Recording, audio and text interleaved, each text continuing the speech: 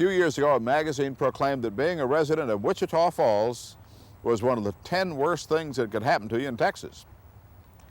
Well, since that time, Wichita Falls has been working on its image problem.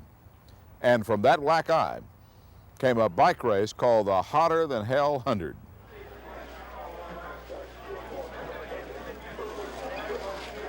The Hotter Than Hell 100 started in 1982 as a kickoff event for the Wichita Falls Centennial.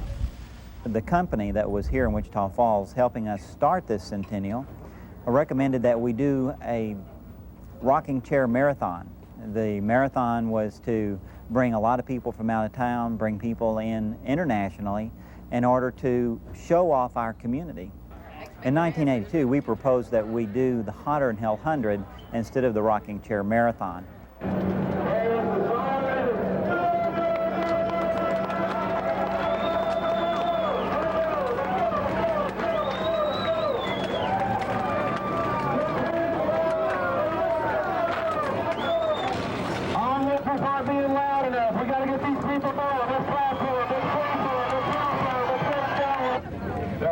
Wagons everywhere, emergency crews everywhere, rest stops everywhere. You cyclists are going to be well taken care of. The ride has grown a lot from the first year. We had about 1,000 people come to Wichita Falls for the event, and so it was a really great kickoff.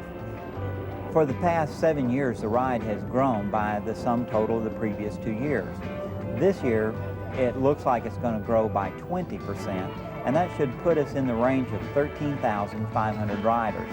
It's time for another burst of applause, Wichita Falls. Welcome to town. Welcome to town. I think every one of the racers are shooting for 3 hours and 30 minutes. I love it. We're on this guy. Get your bike fixed there? Yeah, we had to do a little repairs on it this morning. We got it going. Had to trash my crutches right off. This one rides a little better than the last one I had that I wrecked. You know where we turn?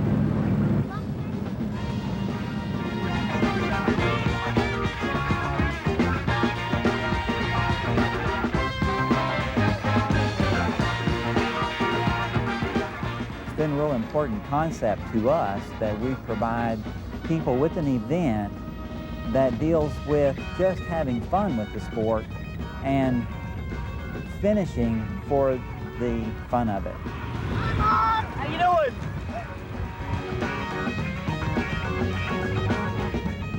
Out there on the route, we have 16 rest stops that are approximately every 10 miles, so that we can make sure that everyone has a safe and healthy ride. At each rest stop, we have medical people, we have food, we have drinks, Exceed, and other things to help them continue down their route. And of course, they can take any route from 10 miles to 100 miles. But the 100 miles is really the premier route of this event.